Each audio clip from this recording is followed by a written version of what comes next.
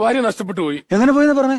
എന്റെ വേളി എന്നെക്കാട്ടിൽ സൗന്ദര്യം കുറവായിട്ടാണ് മറ്റുള്ളവർ എപ്പോഴും പറയുന്നത്. ഞങ്ങൾ രണ്ടും നടന്നു പോകുമ്പോ പറയും ദത്തം തമ്പുരാൻ എന്നെ കാണാൻ നല്ല ഭംഗിയുണ്ട്, ഭാര്യ അത്ര ഭംഗി പോരാന്ന് എപ്പോഴും പറയായിരുന്നു. അങ്ങനെ ആരാ പറയുന്നത് സാറേ? ഞങ്ങളുടെ നാട്ടുകാര്. സാർ അത് വിശ്വസിച്ചോ? അതാണല്ലോ സത്യം.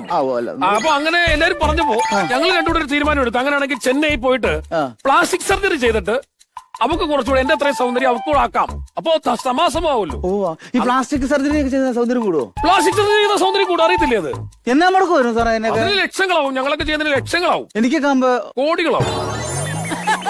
വേണ്ട അല്ലേ? അത് വേണ്ട. എന്നിട്ട് പ്ലാസ്റ്റിക് സർജറി ചെയ്തിട്ട് അങ്ങനെ ഞങ്ങള് പിന്നെ ചെന്നൈ ഹോസ്പിറ്റലിൽ വെച്ചാണ് ചെയ്തത്. അങ്ങനെ അവിടെ വെച്ച് ചെയ്തതിന് ശേഷം ഇടയ്ക്ക് 1.5 ദിവസമാണ് ഇതിന്റെ സർജറി വരുന്നത്. അങ്ങനെ ഇടയ്ക്ക് ഞാൻ തറവാട്ടിലൊന്ന് വന്നു. തറവാട്ടിൽ വന്നിട്ട് തിരിച്ചു പോയപ്പോഴത്തേക്ക് മുഖച്ചായ മാറി. തറവാടിന്റെ അല്ല, നമ്മുടെ മുഖച്ചായ മാറി. അങ്ങനെ ഏറ്റെടുക്കുന്ന സമയത്ത് ഞാനില്ലായിരുന്നു. അവളങ്ങനെ തിരിച്ചിറങ്ങി ഇറങ്ങിയപ്പോ എനിക്കറിയില്ലല്ലോ അവളെ കണ്ടുപിടിക്കാൻ.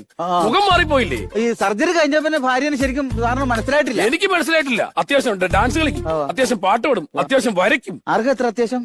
അല്ലെന്ന് എനിക്കല്ലേ അത്യാവശ്യം അവളെ കണ്ടുപിടിക്കാന്നുള്ളത്.